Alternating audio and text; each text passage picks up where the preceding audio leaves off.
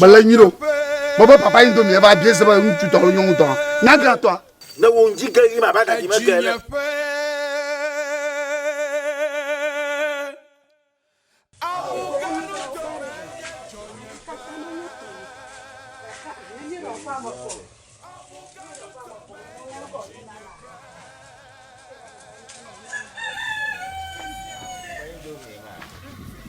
Oh, make him up. Oh,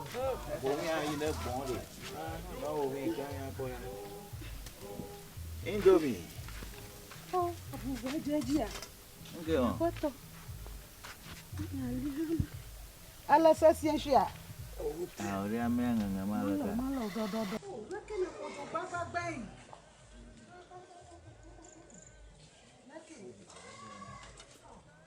Lako gala na we. Sorry. Kau doanya puda meru. Juga. Juga Bika. Bika. No como na. Ai viu a bogue. Oh, look at one. Uma mama como? Indomie. Okay, wa ga tro e. Sorry. No na kana, fama. Koji han bata buka. Na, bere ako. Ema ba bo wore na. Ayo fuseni na nkoba. Alake. Mayo fuseni no. Yo, ta ko ha ma haro, akonya mo fu nya fe o mayo fuseni. Number ha. Nka. Mamleto. Papa. Va. Mi. Indomie me ma la gia fuseni. Oh, e mo number ma la ji o. Okay. You na ma go. 0554.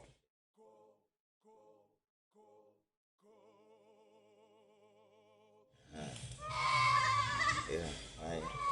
Nó bỏ hơi. Hey, ma. Ai. Hello. Fuseni ma.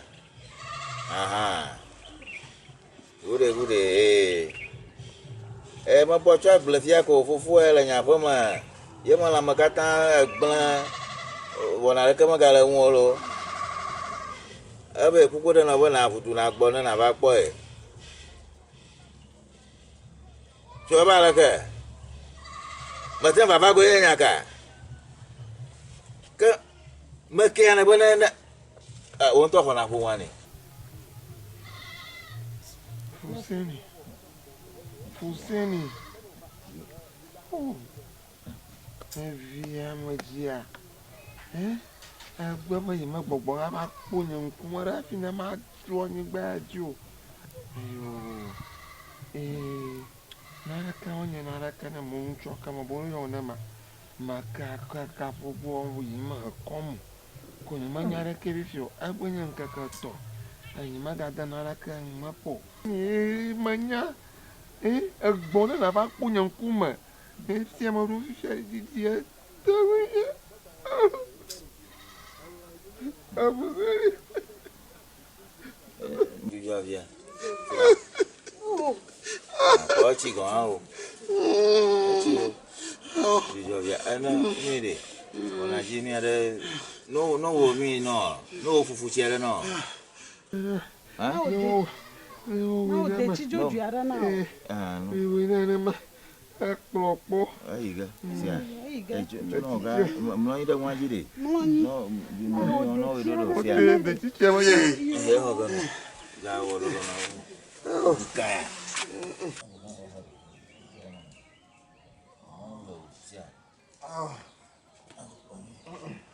Apa namanya? Wesa. Dadah. Aku dia tonya. Namanya. Tadi. Halo Moji. Kemana Moji tadi? Sudah kumala. Betul dia.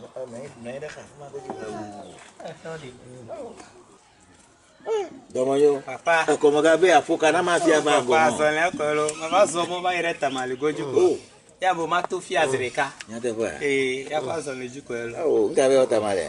Wonto enya do, enya okwe. Ya ko bo ma pa fe an to zreka na do ya kama ga dum da bo ne wo. Na ma fa wu ya ngano zreka fi magaju. Oh, awe nwe. Do afi mo do fi a.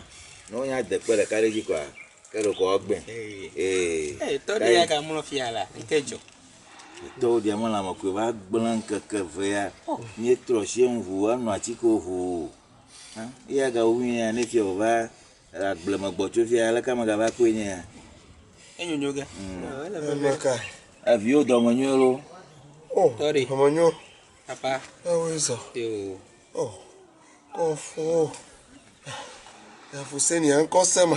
Tori. Ma fuseni nko samlu. Lo mo pom ha. Vegbe ha bobo ya mi do la tapa ha. Fuseni gbebe mama no go. No yo meeting na me fa na. Mi gbula kata egolomi.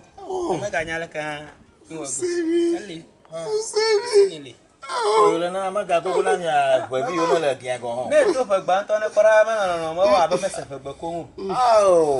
Fuseni nye mugero. Oh. Fuseni gbebe mami adomo nowo. Be.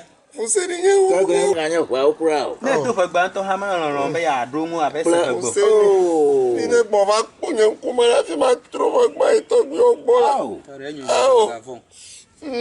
Fuseni gba won lo ga fun no mi aji fu wa fogo. Sini pa gbona no e ba bulu mi akata me ga nyale ke ha. Papa le ke gama ho ye ba gamele le ya. Gamalia.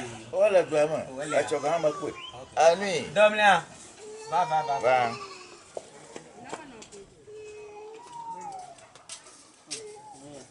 Mera kloma mi ayire vele anya gbo. Gamele gbo. Aka Kaka papa bi le ke ko mi de chami if mami Da ba. ba da on le dudu pia ko be na gboko. Na mi no be. Mi jo. Papa mi ba lo. Yo, okay. Habla de eso. Yo, ba so lo. Ah, yawa. Yawa. Ya kwato. Di chere be na blaza no. No ko chere nya dugbe. Ami de ha.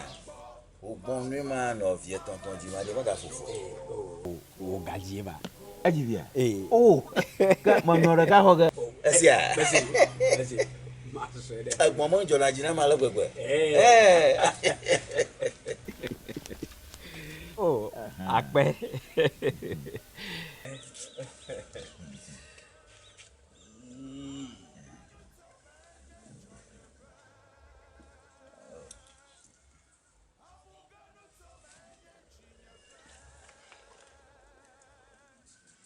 Fafana ba mo.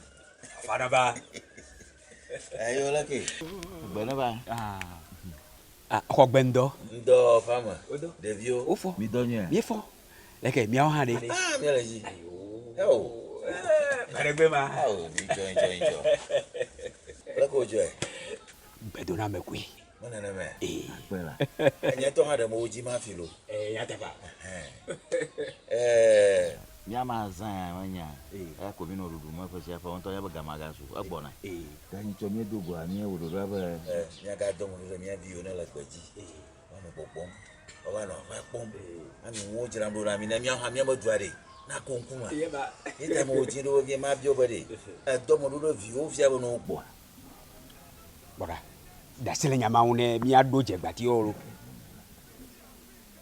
Mi a wo me la no mi. Ye nyaka. E fi yo ma gbona. Gbona. O bona ka mebere. Viode. O ma gbo fa du ya mo. Nkata. Wonto enya ele kene mi avio yiduta. Tro gbo va pe azan o ma. Kase na wa tro a joyo fa no pa ke o tro megbe. Vinya wode. No ndo fuma na mlo. O mele gbogbogẹ afadu ya mo. Aplase. Devio no gbo. Ye jogbo fi ade jora ma leji oku de. Won gan yen ba ni adadu ya moto we devio wu mo ri. No le gen han kuku ge. No le yevu de han kuku ge. Aplase. Amagbale. Mu wa ha egena. Fufu ha egena. Ta ma nye ba devio bota yo ku. Amuto go dem nkwe. Amega kutoglo. Mega na madon kunya na o. Abeleke wo di wo nto wo nko a. Wo nto viwa. Nene ma e wo tonu gbegbo va zamara. Ma tiani. Maga ton trojo. Bo ko tonyo ha no gbo. Agblaze. Na vinya igbeji egbo. Ye jogbo fun ti o ba kura fere. Mo gan yen be gbogbo yogbo e to kuro. Amuto go dem nkwe. Ah. Epe.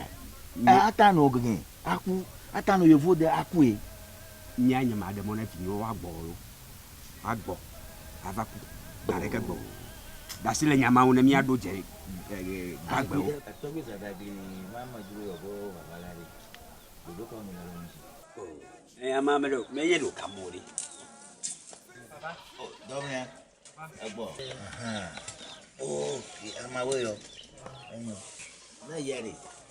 Wa kule nyu ko na adesa amasia. Na no jodo ti amabona. Asia. Ko na romi. Afobo. Reza. Afobo. La mafia la. Hello. La mafia la. Elle monte. Oh, voilà ma coche.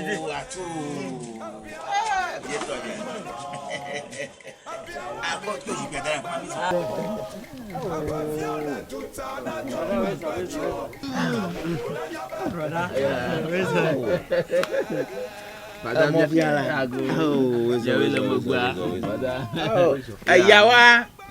Yawa. Va pour vivre là. Wezona. Kole ye nonina. Oh, la kenye dwamo. Mama, mieux folle. Masuso buke. Awo.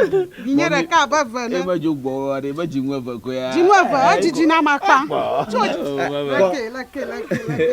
La kenye body ana. Mama, le koklo chuma mi awu jere ka. Patanta. Mi wilali. Ayo karake. Papa. Onya la biana. Ya, mio jeruga. Emagba fada. Maraku madogo vio. Alaba Mabuto. Akoya. Bakwe. Alaba madagba shino ta ma baba gafam. Ta papa kama No, ya wu koklo chuma. Ayo, ba Atuji toma. Mi wilali. Sia, na mi akojo do bia bo. baba gafam. Mako baga yi ho. Na mako ma bona mi awu mi.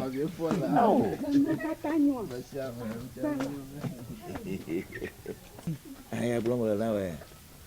Ekwe. Vovon ko na la mara kama de bio wugo. Na me anu ka wo ke o be bolo.